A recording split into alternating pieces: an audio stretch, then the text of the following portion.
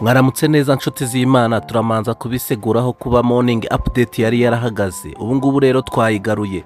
Ubu dufite amakuru atandukanye, amakuru y'ikipe y'igihugu Amavubi, amakuru ya Guirette, dufite amakuru ya Ntwari Fiacle, dufite amakuru y'Kaizer mu Misiri. Byose mu bikurikirane nonaha reka tubitondagure uko bimeze neza cyane. Morning update ni amakuru y'imikino n'ayasanzwe abavugwa muri iki gitondo.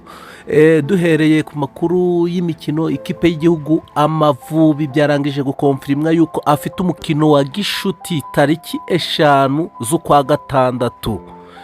Uwo mukino wa gishuti izakina na Algeria, bazakinira muri Algeria tariki 5 z'ukwezi kwa gatandatu. Uwo mukino uzaba saa 2 z'ijoro. Ni ikipe y'igihugu Amavubi irateganya gukina imikino ibiri rero muri icyo gihe, ariko indi kipe y'igihugu ntiraboneka. Yarangije gukonfirma neza n'umukino wa konfirmwe neza ni Algeria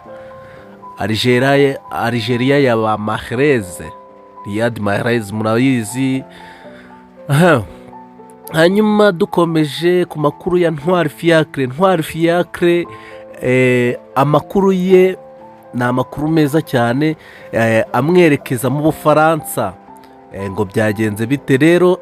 Ibinyamakuru byo muri South Africa, cyane umunyamakuru uzwi cyane ukunda gutangaza transfer ziba zimeze neza zidakunda gushwa, aravuga yuko hari ikipe yo mu cyiciro cya kabiri mu Bufaransa,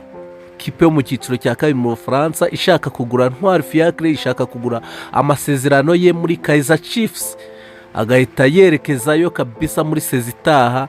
Ntwari Fiacle byaba bimufashije kuko mwayira kipe akomeje kurya agatebe kabisa, nta kihagarara mu izamu. Dukomeje amakuru y'imikino, ikipe ya La Rivière ya Samuel Guirette, ikipe murabizi yuko iheruka kuzamuka mu cyiciro cya mbere muri Belgique. Ubu rero yarazamutse. Iyo kipe ikomeje kuganira n'uyu musore uburyo ki yayigumamo agakina icyiciro cya mbere, kuko ni umusore wabafashije cyane.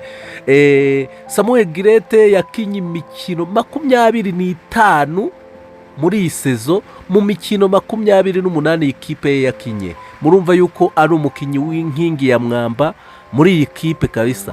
Rero iyi kipe yifuje yuko bakomezanya kongera amasezerano, iyi kipe ikamujyana mu cyiciro cya mbere, ndetse kuko bazamukanye bagakomezanya. Tugiye mu Misiri rero, umusifuzi w'umunyarwanda bita Uwikunda Samuel yahawe gusifura umukino w'ikigugu, umukino ugomba guhuza Mamelodi Sundowns na Al-Ahly mu Misiri, umukino wa rurangiza wo kwishura. Uwikunda Samuel azaba ari umusifuzi wa 4. Mukomeze mukore subscribe, murabizi buri gitondo rero nabemereye yuko nzajya mbagezaho morning update. Mwari kumwe na